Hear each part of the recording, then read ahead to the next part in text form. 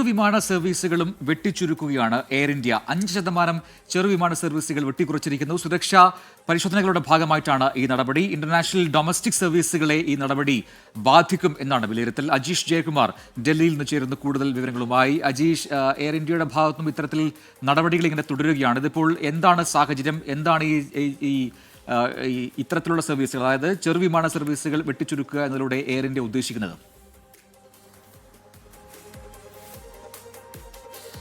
പ്രജിൻ, നേരത്തെ air India ഈ wide body, അതായത് വലിയ വിമാനങ്ങളുടെ സർവീസും വെട്ടിക്കുറച്ചിരുന്നു. 10% സർവീസായിരുന്നു വെട്ടിക്കുറച്ചത്. അതുവഴി അന്താരാഷ്ട്ര ഡൊമസ്റ്റിക് സർവീസുകൾ വ്യാപകമായിട്ട് തന്നെ സസ്പെൻഡ് ചെയ്യേണ്ടി വന്നിരുന്നു. ഇതിന് പിന്നാലെയാണ് ഇപ്പോൾ ചെറു വിമാനങ്ങളുടെ സർവീസും ഇപ്പോൾ വെട്ടിക്കുറച്ചിരിക്കുന്നത്. 5% സർവീസുകളാണ് ഇപ്പോൾ വെട്ടിക്കുറച്ചിരിക്കുന്നത്.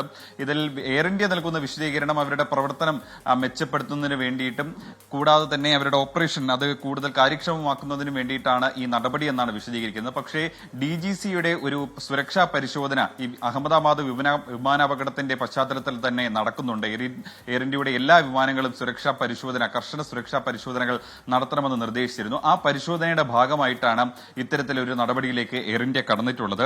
ഇതുവഴി 3 റൂട്ടുകളുടെ എയർ ഇന്ത്യയുടെ ഈ സർവീസുകൾ പൂർണ്ണമായിട്ടും സസ്പെൻഡ് ചെയ്യും. കൂടാതെ 19 റൂട്ടുകളിൽ ഈ സർവീസ് നടത്തുന്ന ചെറു വിമാനങ്ങൾ 19 റൂട്ടുകളിൽ അത് ഭാഗികമായിട്ടും സർവീസ് റദ്ദാക്കുന്നതാണ്. ഇത് ജൂലൈ 15 വരെ ഇത് ബാധിക്കും. ജൂലൈ 15 വരെ ആയിരിക്കും ഈ സർവീസ് വെട്ടിക്കുറച്ച നടപടി ഉണ്ടാവുക.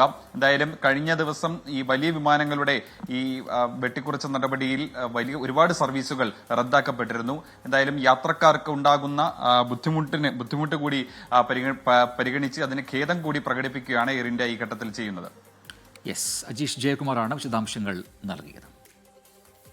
ഈ അഭിനേതാക്കളുടെ സംഘടനയായ അമ്മയിൽ തെരഞ്ഞെടുപ്പ് നടക്കുന്നു എന്ന വാർത്ത അല്പസമയം മുൻപാണ് പുറത്തുവന്നത്. പ്രസിഡന്റ് സ്ഥാനത്ത് മോഹൻലാൽ പിന്മാറി എന്നൊരു വാർത്ത കൂടിയുണ്ട്. അതായത് തെരഞ്ഞെടുപ്പിനില്ല എന്ന് പറഞ്ഞുകൊണ്ട് ലാൽ പിന്മാറിയതെന്നാണ് മനസ്സിലാക്കാൻ കഴിയുന്നത്. കൂടുതൽ വിശദാംശങ്ങൾ ഈ മണിക്കൂറിൽ പുറത്തു വരുന്നു. അതിലേക്ക് നമ്മൾ കടക്കും. ഒരു ചെറിയ ഇടവേള കഴിഞ്ഞ് ബ്രേക്ക്.